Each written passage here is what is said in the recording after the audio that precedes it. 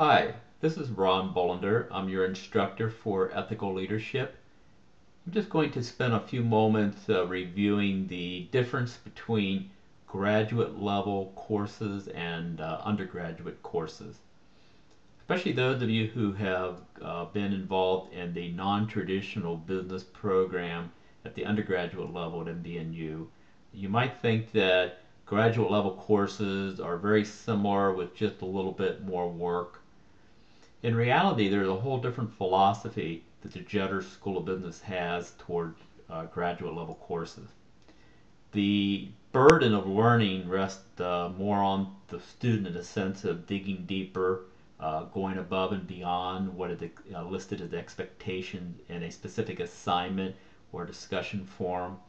And so even though there's going to be lots of guidelines, the view is that at the graduate level, you're always trying for the best. You're always trying to produce the best you can and push yourself. For instance, in the area of athletics, we think nothing of a coach taking even a good player and trying to help the good player do better. Or if you have a personal trainer, that trainer is always trying to get you to push yourself to do even better than you did the week before, the month before. Certainly those of you who golf know you're always trying to work on the perfect swing.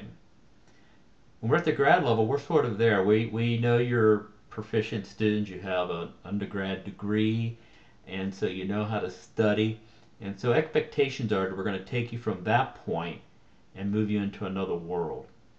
To kind of give you an idea, when you go to graduate level work, you not only are more responsible for your learning, you're expected without being told to read beyond the curriculum, to read additional peer review article, to dig deeper beyond what is called for. If any of you happen to go on to a doctoral program or even afterward to postdoctoral research, you'll notice that you'll never achieve a level of perfection in terms of writing, in terms of how you do quantitative work in quant courses, in terms of how you do research. In fact, those of us who have been involved in research and writing for years, for decades, still our peers are constantly sending things back to us to improve, to continue to develop. Now, while we're not quite at that level at the grad master's level program, you're going to see some expectations of that. I bring that up because I never will take, or nor will most of the peers, most of the other instructors that you have, will never take a look at a paper in advance of grading, like sort of like, okay, here's my paper, does it look good? I never look at a paper until it's submitted for a grade. However, there are tools that I provide and a forum to use to get answers to specific questions. First of all, I challenge you to make sure that you take a look on near the top of the course. There's something called the APA template for this course. It's an APA sample paper with all the format and so forth of what you expect in APA. Use that to kind of get an idea. Also, over to the left side of the course, there's something called the MVNU APA 6 Guide. You want to make sure that you use the guide and the template in terms of really digging deep in the sense of formatting an APA. You want to review the syllabus to understand the overview of the course, and each week there will be something called, example for week 1, something called week 1 overview for graduate learners that kind of presents the assignments. And then each assignment will have very specific requirements that you need to review. For instance, we have a paper to write this week, more of an answer to questions than a full-blown formal paper, but it still has to be written as a formal paper. It's called Leadership Case Richard Branson Shoots for the Moon. You need to take a look at the template that is created for the course. Make sure you have your MVNU APA 6 guide. We also have provided rubrics for different types of assignments.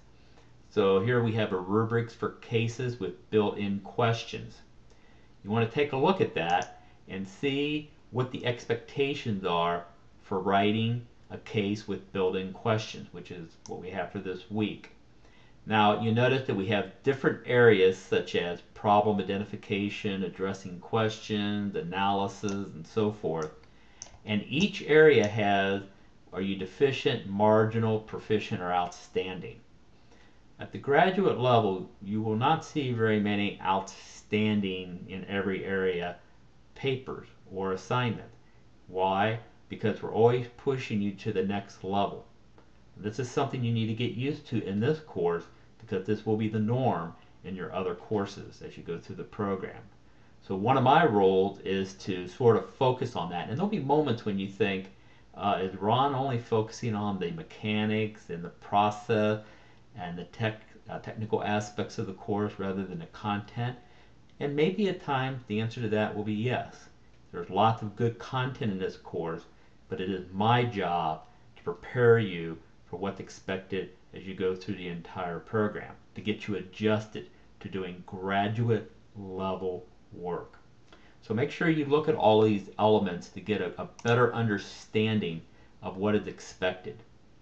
Now, regarding questions, there is a forum called Ask the Professor. You want to use this forum for all questions related to assignment, concept, content, format, anything that is very personal in nature, such as a specific a grade that you received. That needs to be done in email. Everything else, please use Ask the Professor. The other thing is that as you initiate a new question, a new topic, make sure you click on the Add a New Discussion Topic button. And I'll show you why in a minute, why that'll be important. Let's say the first thing we have is that you have been reviewing the template, looking at the APA guide, and you have a question about APA Level 2 heading. Now, when you ask me a question, you can't just say, I don't understand Level 2 headings. You have to, in the question, you have to first tell me what it is you understand or how you understand it. And if you're using sources such as a textbook, or in this case the APA guide, MVNU APA guide, you need to list and cite it so that I know what you're looking at and how you're asking the question. So you can't just say, I don't understand, or tell me about it. You need to first clearly illustrate what you do understand or what you think you understand. So you would type in the content of that, and then you would say, you would post it. Now you'll notice that when you do that, that creates a new area, a new topic, in this case APA Level 2 heading. The value of that is that a string of these will develop as we go through the course, so that if you come to ask the professor before you write the question to me, you may want to first see, has that topic already been asked before, and then look at it, see if it answers it, or if you need to do some additional reply questions inside that topic. Let's say another area would be that you've been doing some reading in this course, Ethical Leadership, and you've been taking a look at something in the area of the LMX leadership theory, and you have questions about that theory. You want to ask me about that question. What you do first is say, you don't want to say explain LMX leadership theory. I could write volumes on that. That's not what I am to do as the instructor. Instead, you're to present what you do understand within the context of your question about the LMX leadership theory, and then very clearly state what is the question and or confusion. And also you need to make sure you list and cite the sources that you're reading related to this question, and then I will respond accordingly. So you can't just throw out there these open questions that are really broad. You need to show me first that you have actually read, and you read maybe more than one, you've thought deeply about the question, and then you're asking for guidance. I want to do this. I want lots of questions to be asked and ask the professor. But please be careful about how you present it, and make sure that you provide information that illustrates you have been thinking through this question. Also, just as a process, you don't want to wait until Saturday afternoon to ask me questions in this area. As an instructor, I'm not required to be sitting at my computer all day Saturday. You need to try to ask these questions by early afternoon, Friday at the latest, because that means you need to try to work on these assignments earlier. You can try to ask questions. I'm on my computer a lot, but you just can't expect the instructor to be there right at that moment near the deadline of the assignment. However, I try to be on the computer every day. I try to answer questions as quickly as I can, and there'll be more information about how I do that in other venues. Now, the main thing is we want to make sure that you provide good information when you ask questions. So if you take a look at this, the graduate level work is the fact that you are really digging deeper. You're trying to really learn the content, the theory. You're trying to improve as both in your ability to understand concepts and application, improve in your writing, in the quant courses, improve in your analysis of quantitative elements. And so out of this, you will develop into a higher learner in the sense of looking at material, digging for it, and developing analysis. Once again, I look forward to working with you. This is a pleasure. I love to answer questions. So this little talk is not to try to discourage you from asking questions. Instead, I want you to ask them, but in a context that fits a grad student.